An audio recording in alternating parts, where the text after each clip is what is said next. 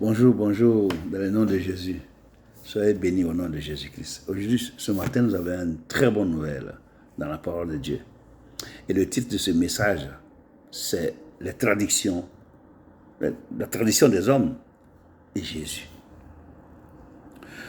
Donc, nous prenons le passage dans Marc 7, verset 5. Après du verset 5, on lit. Et les pharisiens et les scribes lui demandaient, pourquoi tes disciples ne suivent-ils pas la tradition des anciens, mais prennent-ils leur repas avec des mains impures? Jésus leur répondit, hypocrite, Ésaïe a bien prophétisé sur vous, ainsi qu'il est écrit, ce peuple m'honore des lèvres, mais son cœur est éloigné de moi. C'est en vain qu'il m'honore, en donnant des préceptes qui sont des commandements d'hommes. Vous abandonnez le commandement de Dieu et vous observez la tradition des hommes. C'est un péché. Oui, parce que Dieu nous a créés. Aujourd'hui, nous voyons, chacun de nous a une télévision, a un portable, a une radio, a une voiture, tu vois, hein? Un frigo, un congélateur.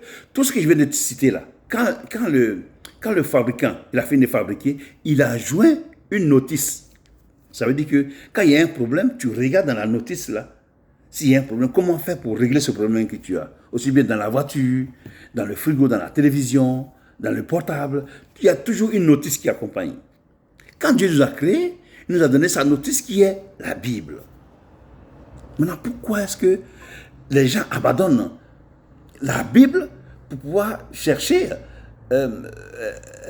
les traditions des hommes? Non, ça n'existe pas, ça ne fonctionne pas comme ça.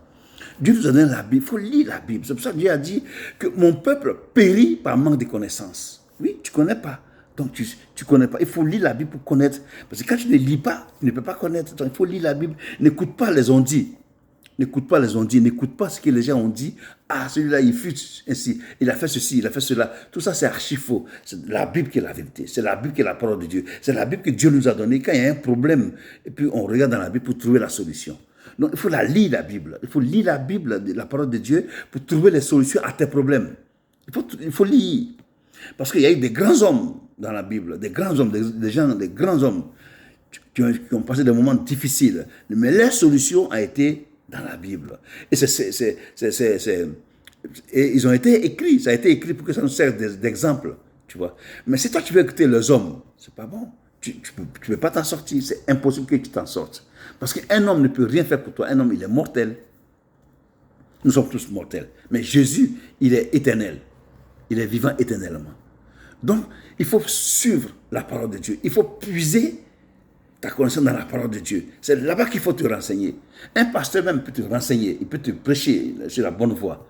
Mais tu viens à la source qui est la Bible pour mieux t'imprégner afin de connaître la vérité de ce que Dieu veut. Tu vois. Et comment toucher le cœur de Dieu, ton Créateur.